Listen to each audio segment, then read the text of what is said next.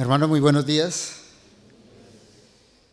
Bueno, como dije anoche, es un privilegio doble poder en primera instancia compartir la palabra de Dios, pero en segunda instancia también ser instruido.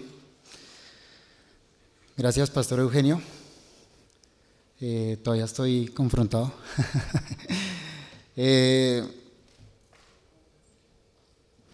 Interesante lo que enseñaba el Pastor Eugenio ahorita.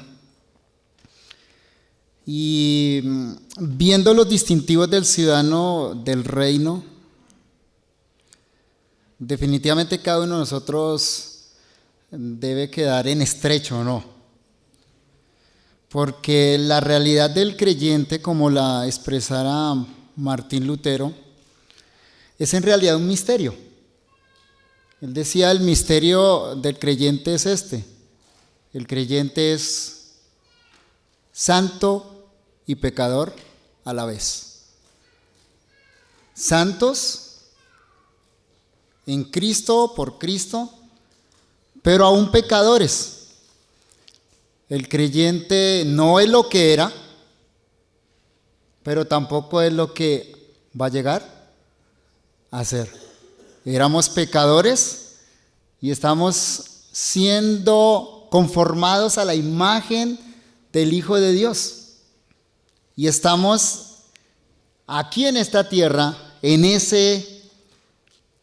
puestos en estrecho, en ese lugar en medio.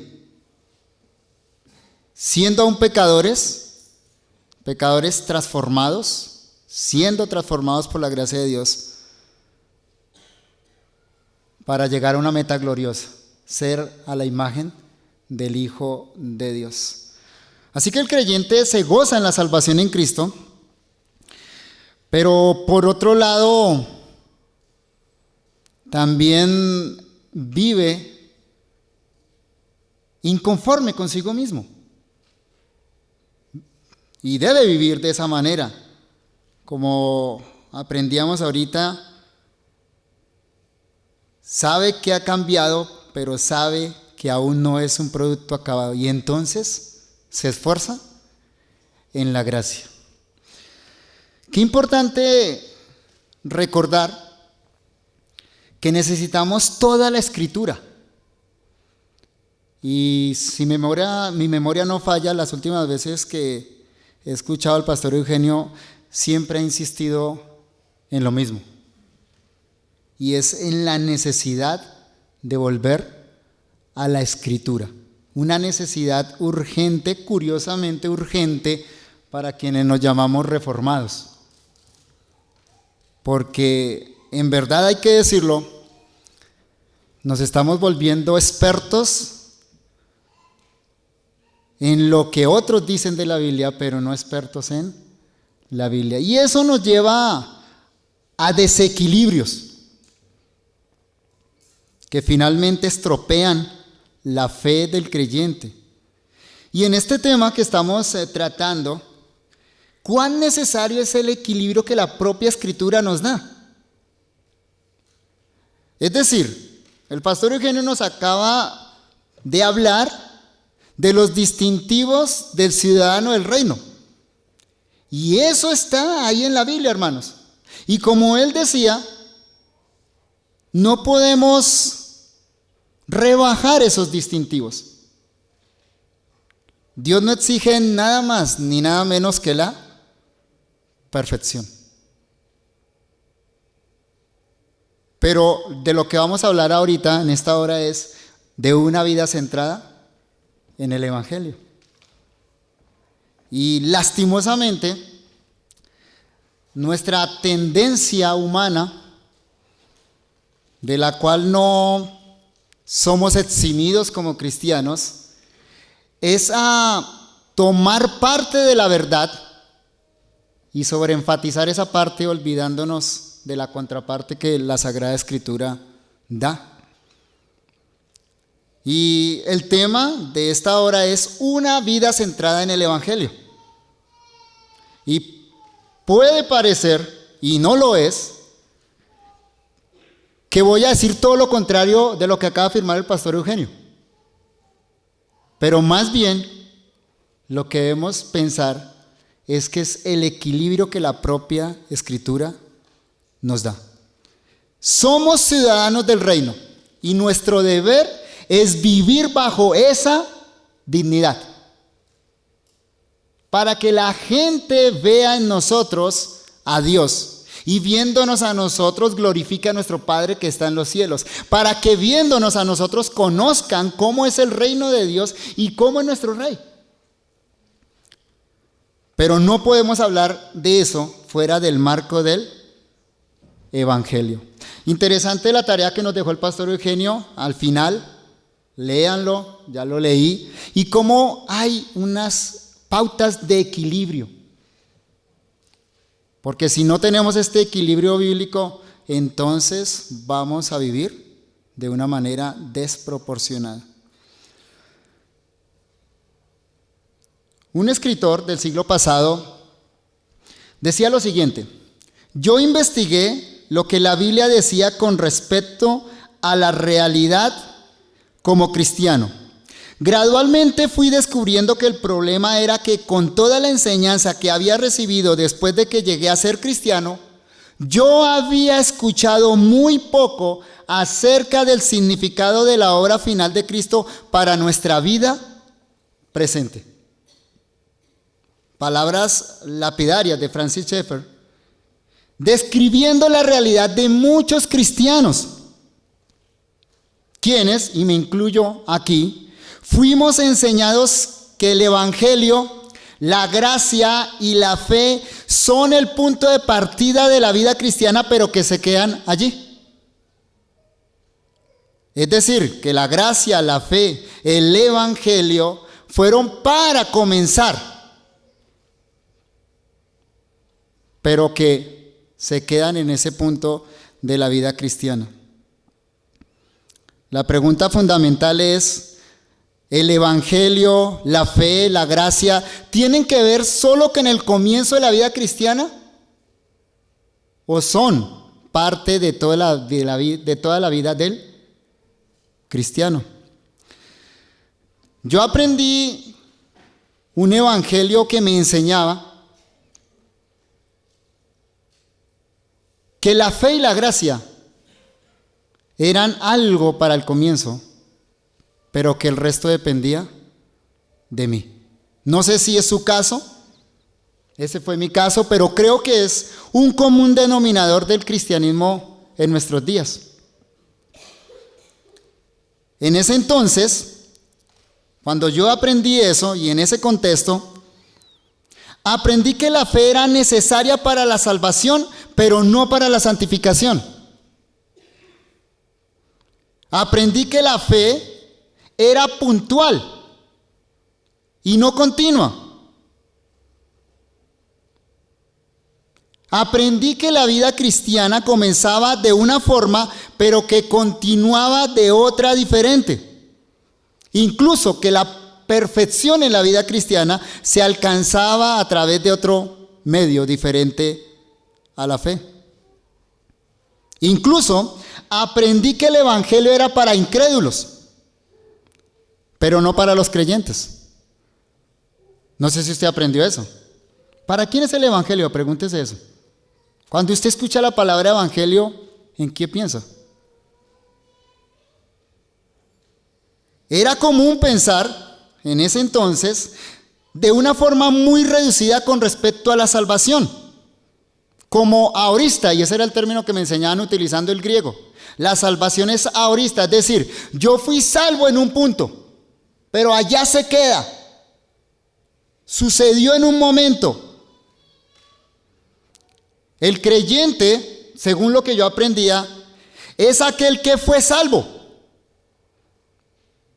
Bueno, unido a otras ideas, ¿no? El día en que tú creíste en Cristo, el día que hiciste una decisión en Cristo, ese día fuiste salvo. La salvación es un asunto del pasado. Lo único que hay que hacer, ¿sabe qué es? Esperar a que Cristo venga. ¿Y el entretiempo qué? ¿Qué pasa en ese entretiempo? Creíste y esperemos a que Cristo venga. Entonces, eso era lo que yo aprendía. En ningún sentido aprendí que el creyente es alguien que fue salvo Está siendo salvo y será salvo. En otras palabras, la salvación es un proceso amplio y completo, que se completa, que se perfecciona.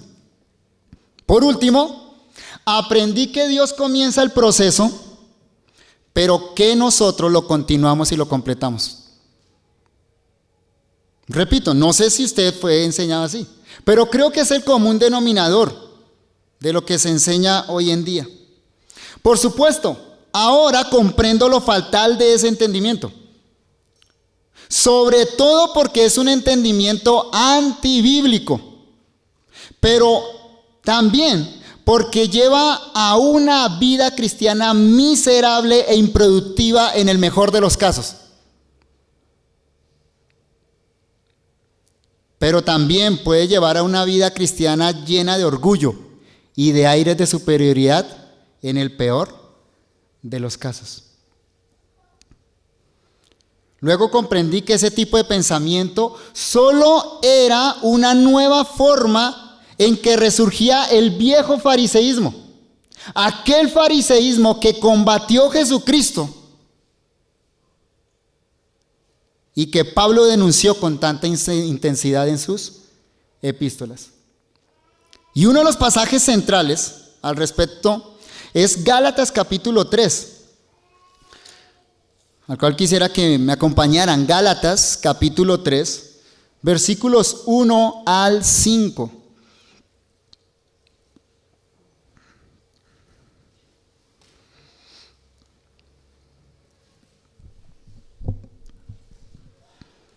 Gálatas capítulo 3, versículos 1 al 5. Dice el apóstol Pablo: oh Gálatas insensatos, ¿quién os fascinó para no obedecer a la verdad? A vosotros, ante cuyos ojos Jesucristo fue ya presentado claramente entre vosotros como crucificado. Esto solo quiero saber de vosotros: ¿recibiste el Espíritu por las obras de la ley o por el oír con fe? Tan necios sois, y el punto central es este: habiendo comenzado por el Espíritu, ¿ahora vais a acabar por la carne? Tantas cosas habéis padecido en vano, si es que realmente fue en vano. Aquel pues, y note que lo dice en tiempo presente, no en pasado, aquel pues que os suministra,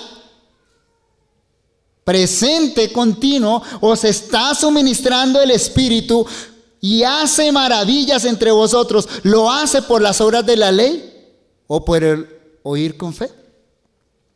¿Cuál es el punto de Pablo acá? De la misma forma que se comienza la vida cristiana, así se continúa. Comenzamos con el Evangelio, comenzamos por la fe, comenzamos por el Espíritu, y no podemos pretender continuar de una manera diferente.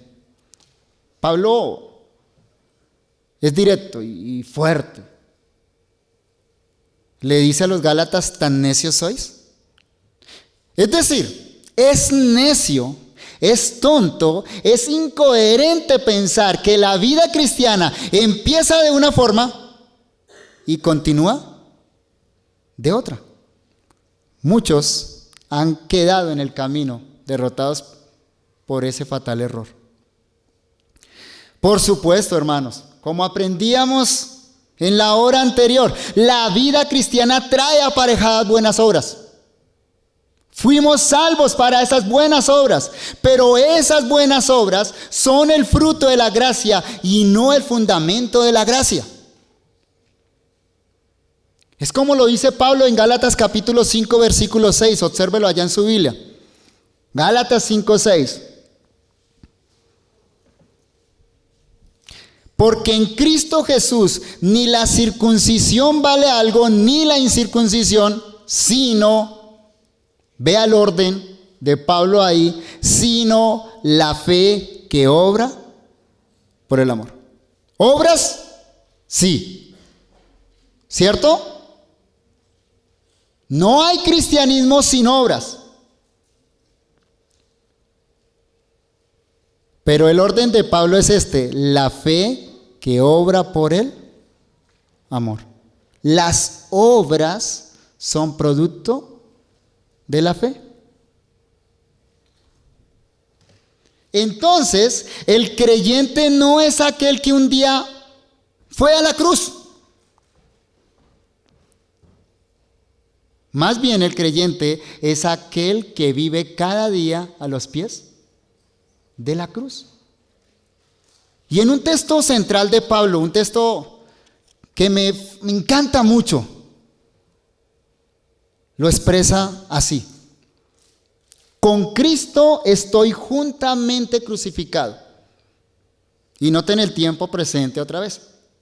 Con Cristo estoy juntamente crucificado, y ya no vivo yo, mas vive Cristo en mí. Y lo que ahora vivo en la carne, lo vivo en la fe del Hijo de Dios, el cual me amó y se entregó a sí mismo por mí. Gálatas 2:20. Pablo, hablando de sí mismo, expresa su vida cristiana en estos términos.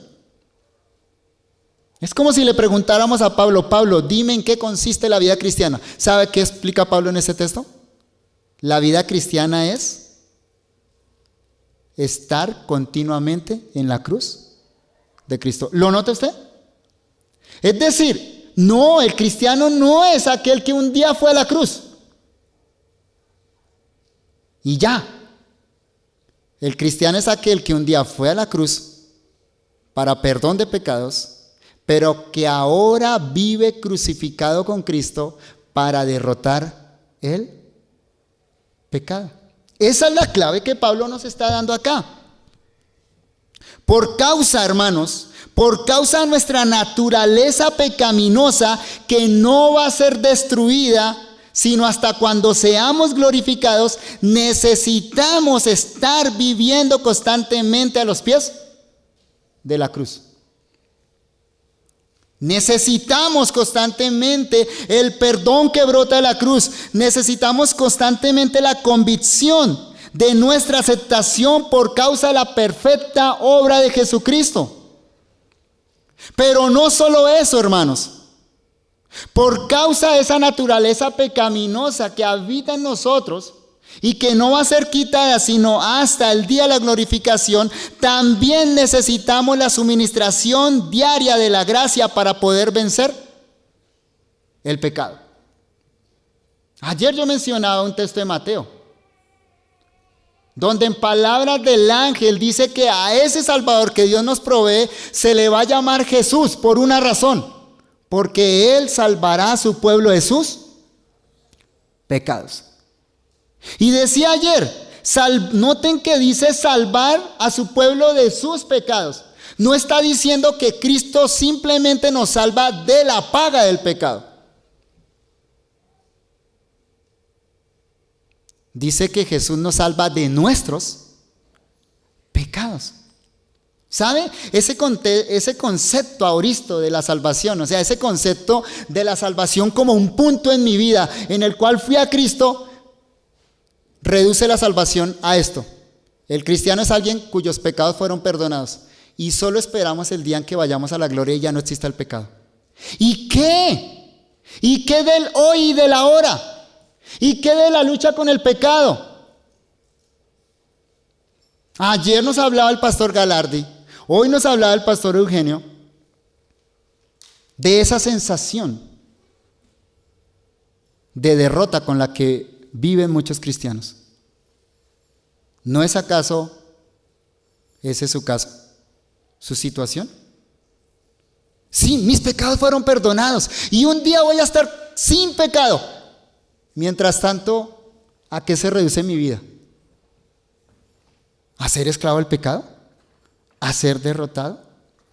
¿Saben? Cristo Jesús no solo salva de la paga del pecado, no solo nos salva o nos va a salvar de la presencia del pecado. Cristo Jesús es un Salvador que hoy, ahora mismo, actualmente, a cada uno de los que han acudido a Él por la fe, los salva del poder del pecado.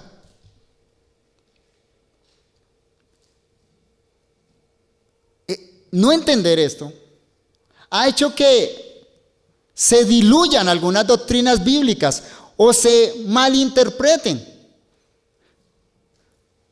Por ejemplo, algunos piensan que la regeneración es una mejora de la carne. Cuando la Biblia habla de la regeneración, ¿a qué se está refiriendo? ¿A que Dios te cogió tan mal y perverso que eras y te hizo una mejora? ¿La tonería y pintura? Algunos piensan eso, ¿o no? En términos bíblicos, ¿qué es la regeneración? ¿Por qué se llama regeneración? ¿Saben qué es? La implantación de una nueva naturaleza. Es decir, la regeneración no es que Dios me tomó a mí y me repotenció. La vieja naturaleza no puede ser repotenciada. La vieja naturaleza no puede ser mejorada. La vieja naturaleza tiene que ser erradicada. El problema con el pecado es tan serio que Dios tiene que implantar en nosotros una nueva naturaleza.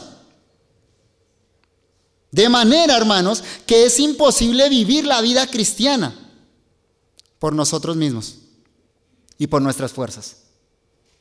Algunos otros piensan que es posible ser perfectos en esta tierra, que es posible alcanzar la santidad a través de métodos, de estrategias.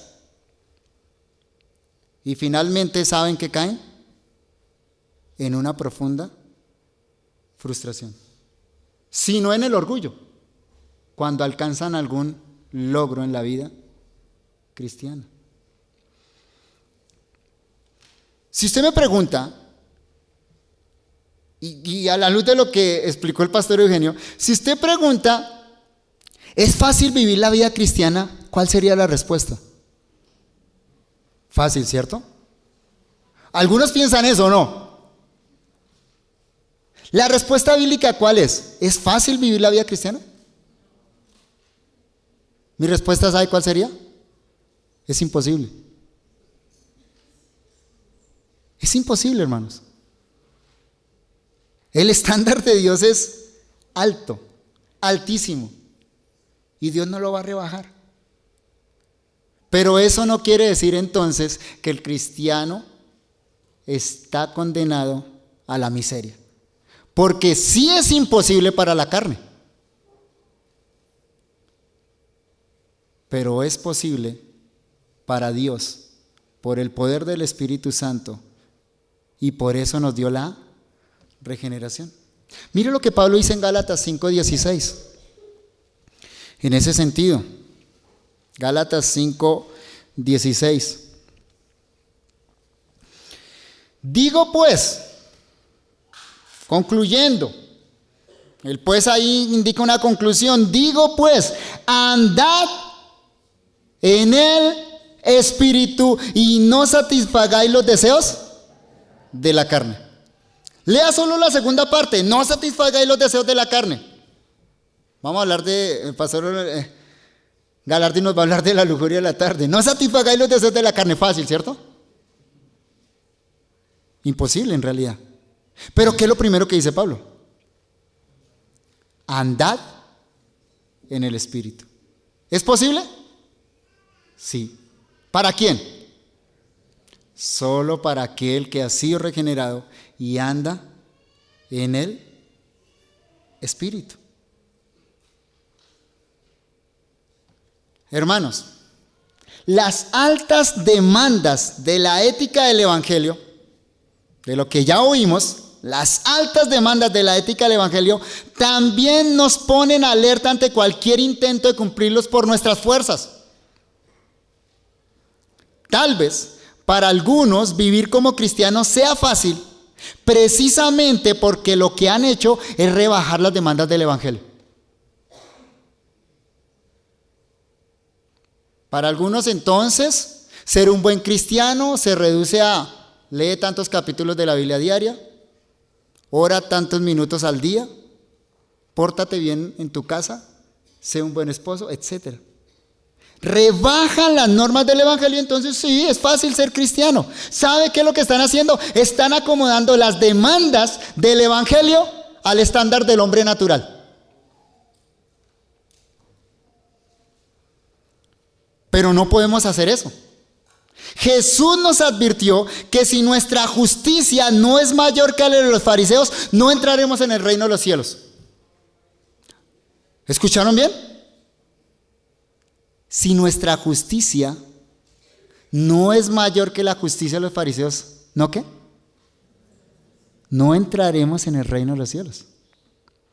Y claro, en el contexto en el que Jesús dice esto, se refiere al hecho de que los fariseos tenían una justicia externa. Habían modificado el exterior, pero el interior ¿cómo estaba? La justicia que Dios demanda no es solo una justicia externa, es sobre todo una justicia interna. De manera que externamente puede usted no ser un adúltero, pero internamente serlo. Externamente puede que usted no haya cometido asesinato, pero internamente lo más seguro es que lo hemos cometido muchas veces. Y saben, Dios no rebaja esa norma. De acuerdo al autor de Hebreos, sin santidad nadie verá a Dios. Nada inmundo entrará en el reino de los cielos.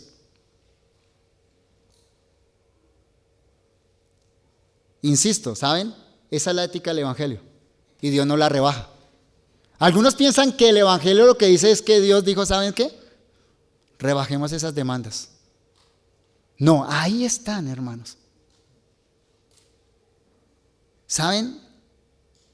Sin perfección, sin santidad, sin la justicia que Dios demanda, no vamos a entrar al cielo. ¿Qué problema, no?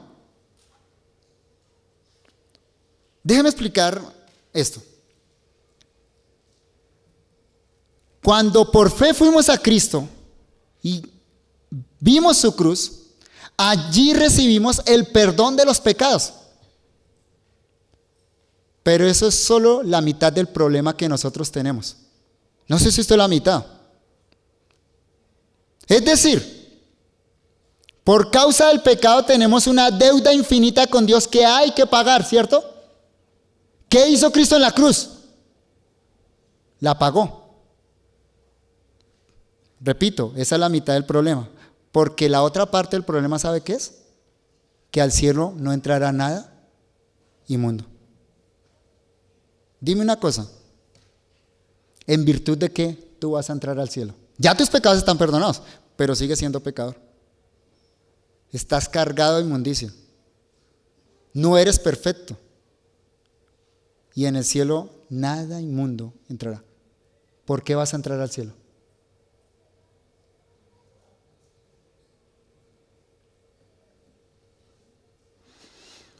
Miren lo que dice Pablo ahí en Gálatas capítulo 5, versículos 19 al 24.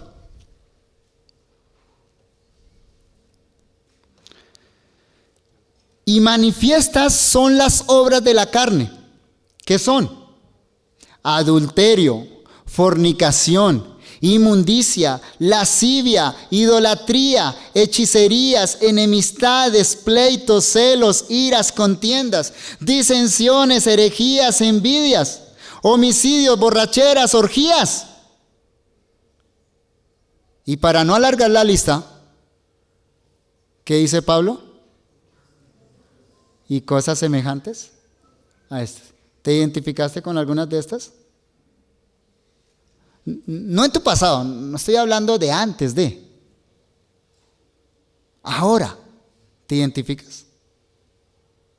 Pues mira lo que Pablo dice al respecto. Que los que practican tales cosas, ¿no qué? No heredarán el reino de Dios. Más, continúa diciendo el apóstol Pablo, el fruto del Espíritu es amor, gozo, paz, paciencia, benignidad, bondad, fe, mansedumbre, templanza. ¿Cómo estás con relación a eso? Claro, ya vimos lo negativo, ¿cierto? Bueno, ¿y las virtudes cristianas, producto de la obra del Espíritu? ¿Cómo estamos en eso? Pablo continúa diciendo: contra tales cosas no hay ley, pero los que son de Cristo han crucificado la carne con sus pasiones y deseos. Y para que no malentendamos al apóstol, el apóstol se apresura a decir en el versículo 25 esto. Es decir, si tu conciencia te ha aguijoneado en este momento, diciendo que tienes más de las obras de la carne que el fruto del Espíritu, entonces el versículo 25 dice: si vivimos por el Espíritu, andemos también por el Espíritu. ¿Notan el punto de Pablo? No nos equivoquemos. No nos equivoquemos pensando que las demandas del Evangelio son tan fáciles que en nuestras propias fuerzas las podemos cumplir. O que con una simple mejora de la carne serán alcanzadas. O que Dios rebajará su estándar para que ingresemos a su presencia. No nos equivoquemos. Pero tampoco erremos tratando de vivir la vida de Cristo en nosotros lejos de la cruz y sin el poder del Espíritu Santo. Mucho menos, hermanos, mucho menos creyendo que cumpliendo estas demandas mereceremos la entrada al cielo. Si así fuera, si fuera posible que cumpliendo esas demandas nosotros entráramos al cielo, entonces, en palabras del mismo apóstol, Cristo murió en vano. Gálatas 2:21. Dice el apóstol Pablo en Gálatas 2:21: no desecho la gracia de Dios, pues si por la ley fuese la justicia, entonces por demás murió Cristo. Claro, hermanos, la obra de Cristo va más allá del pago del salario por nuestro pecado. Y creo y espero que todos los que estamos acá, eso lo tenemos en claro. Es decir, que la obra de Cristo, por supuesto, significa que Él pagó el salario por nuestro pecado, que era la muerte. Pero la obra de Cristo también involucra el suministro constante del Espíritu para vencer el poder del pecado en nuestras vidas. Cristo no solo salva de la paga del pecado, también salva del poder del pecado. Miremoslo en varios textos ahí en Gálatas. Gálatas capítulo 1, versículos 3 al 5.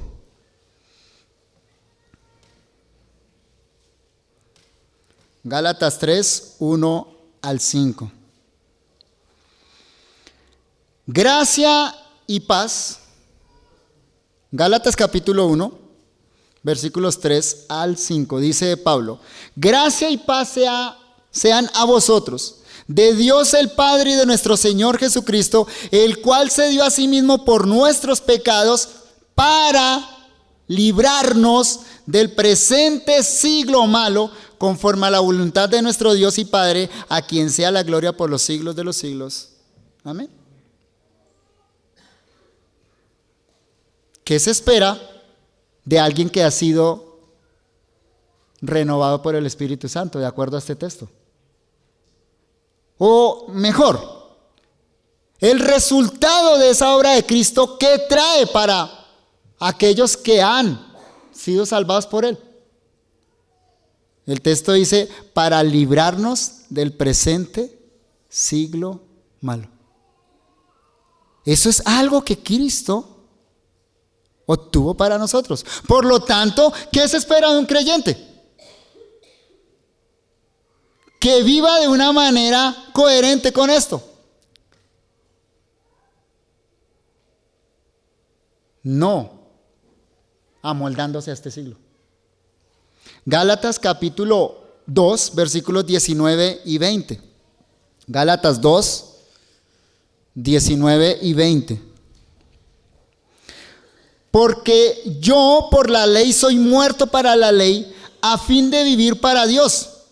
Con Cristo estoy juntamente crucificado, y ya no vivo yo, mas vive Cristo en mí, y lo que ahora vivo en la carne lo vivo en la fe del Hijo de Dios, el cual me amó y se entregó a sí mismo por mí. En palabras simples y sencillas, ¿qué está diciendo Pablo? Que el que ve a Pablo ve a quién. A Cristo. Y aquí no vale eso de no me miren a mí, miren a Cristo. Porque el apóstol Pablo en otro lugar dice, sed imitadores de mí como yo de Cristo.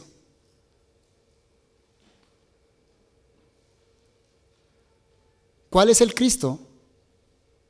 O mejor, en otras palabras, ¿cómo los que están cerca de ti pueden ver a Cristo? ¿Qué dice Pablo acá?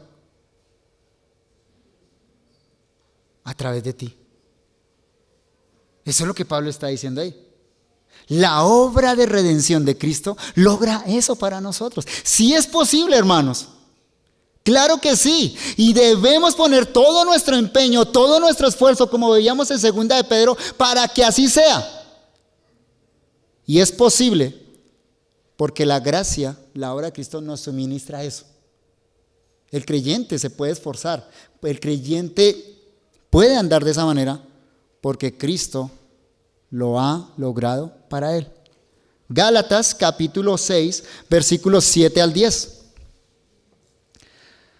Gálatas 6, 7 al 10. No os engañéis. Dios no puede ser burlado. Todo lo que el hombre sembrare, eso también segará. Le está hablando a creyentes, Pablo acá, le habla a creyentes.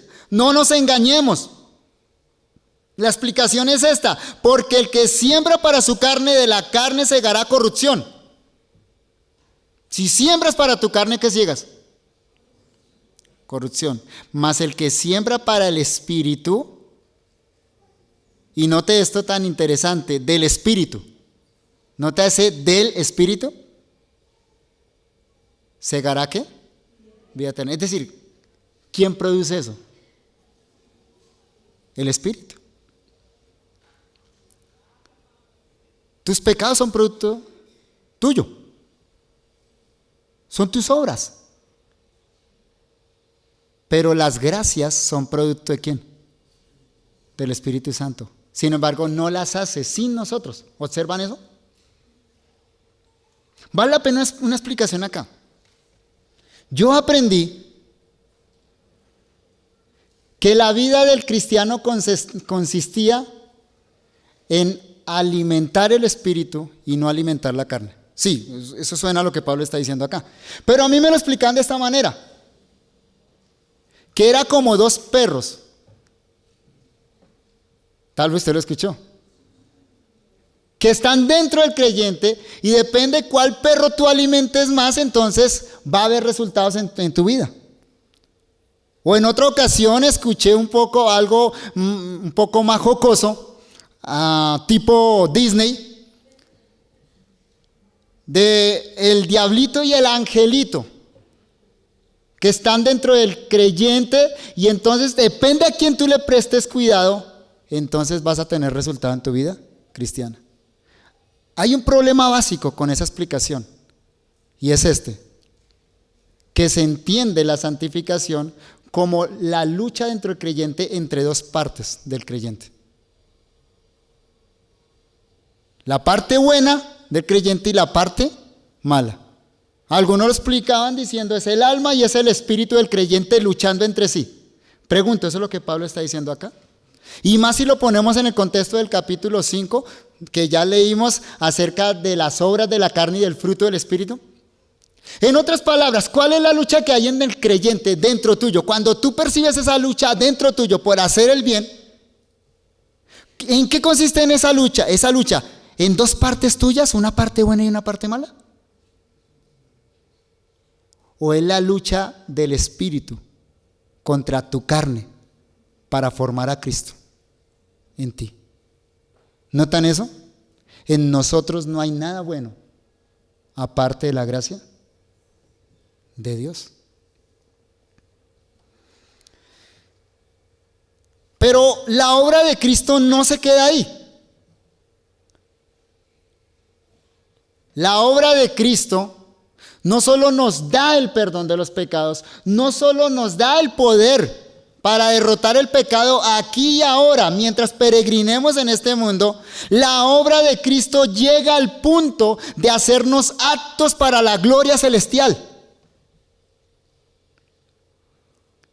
Si Cristo con su muerte pagó el precio por nuestros pecados y en su resurrección y ascensión nos suministró el Espíritu Santo para vencer el poder del pecado en nosotros, entonces, con su vida sin pecado, esa vida que vivió como hombre, cumpliendo a perfección la ley de Dios, con su vida sin pecado, Cristo Jesús nos aseguró una entrada franca al reino de Dios.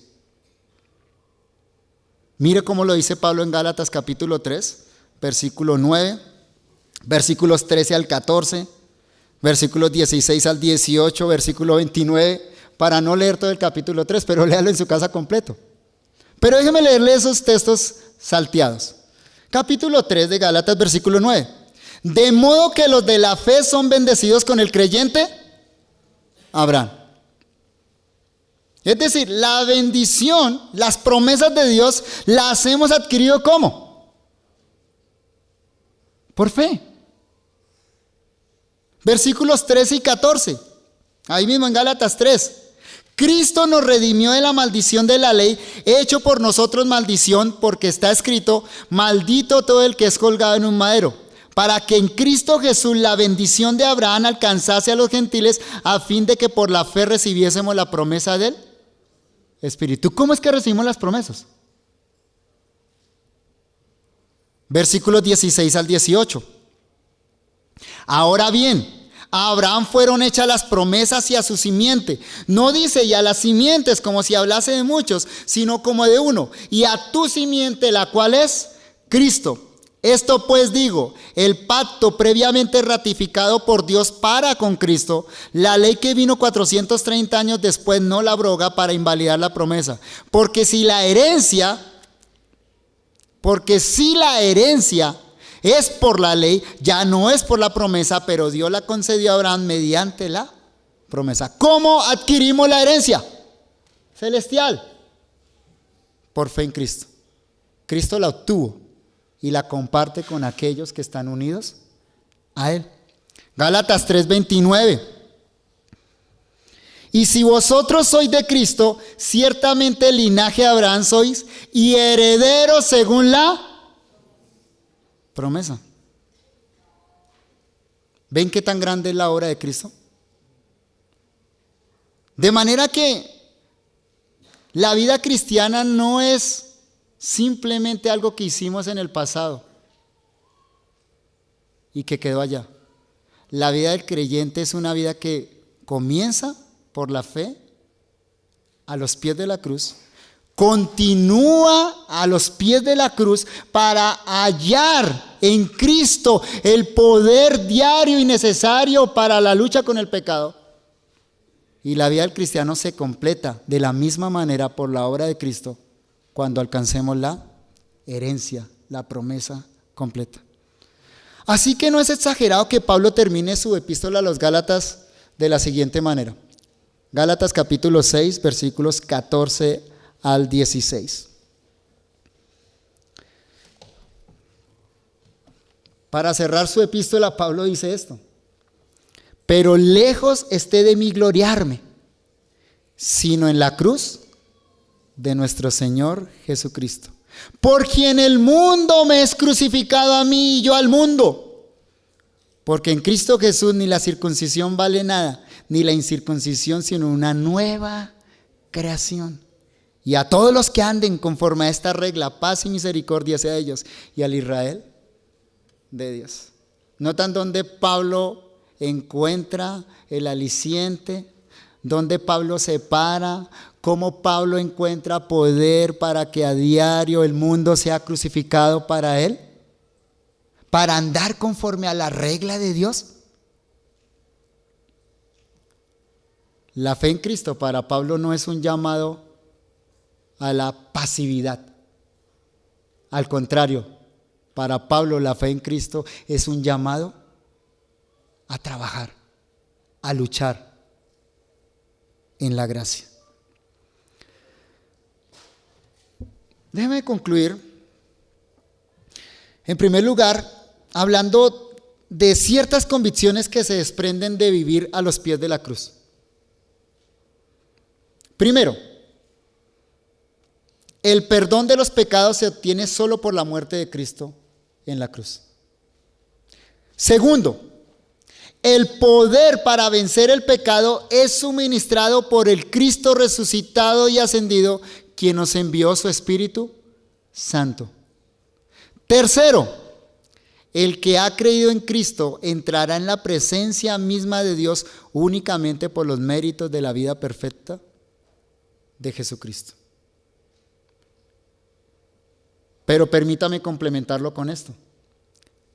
Convicciones sobre las cuales debemos vivir diariamente la vida cristiana a la luz de la obra de Cristo. Primera, el amor de Dios por nosotros es en Cristo. No es posible que Dios nos ame más o menos por causa de nuestras obras. Repito, eso no es un llamado a la inoperancia. Al contrario, cuando estamos seguros en el amor de Dios que es en Cristo Jesús, ¿sabe cuál es el resultado? Una entrega por amor.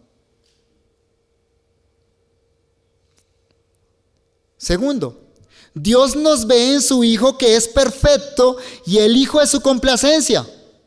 Por lo tanto, el que está en Cristo es olor grato para Dios, por causa de Cristo. Tercero, cualquier obra aceptable para Dios que hagamos es resultado de la gracia que brota de la cruz. Entonces, ¿saben? Nos esforzaremos en las buenas obras. Nos esforzaremos en la piedad.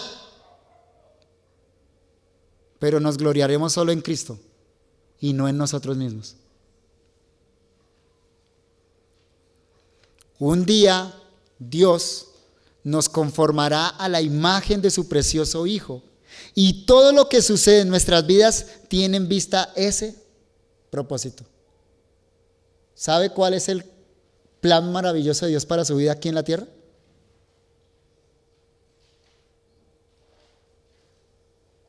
Conformarlo a la imagen de su Hijo Jesucristo. Y Dios lo va a hacer.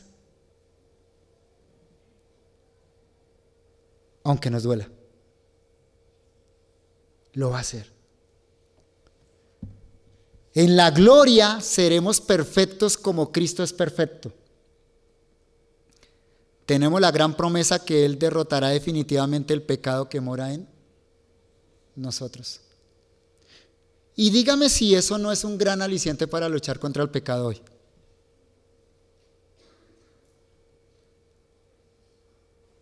Para aquellos que dejaron la lucha contra el pecado, quiero recordarles esto. En la gloria seremos iguales a Cristo. Y eso debe impulsarlo a usted hoy, aquí, ahora, a luchar contra el pecado. Pero para aquellos que quizás están frustrados con su lucha con el pecado, luchan y combaten contra el pecado, obtienen victorias, pero por supuesto también derrotas, hay que recordar esto mismo. Esa lucha un día terminará y ya no habrá pecado. ¿No anhelas ese día? ¿No aborreces tu pecado? ¿Y porque lo aborreces no peleas contra ese pecado? Y precisamente por eso no anhelas el día en que desaparezca la realidad del pecado y en nosotros solo se deje ver la gloria del Hijo de Dios. Por eso el apóstol Juan dice, el que tiene esta esperanza se purifica a sí mismo. Oremos. Cuán grande es nuestro Salvador, el Salvador que tú nos has provisto, Padre Celestial. Qué inmensa es la obra de Cristo en la cruz. Una obra que compró nuestra redención completa. No solo la paga del pecado, sino que nos compró en cuerpo y alma. Te pertenecemos, Señor, de una manera completa e integral.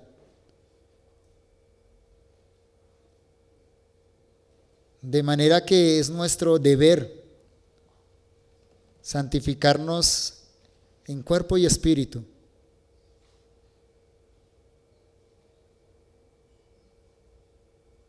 Ayúdanos, Señor, a juntar en nuestra mente algo que para ti está en armonía total y absoluta.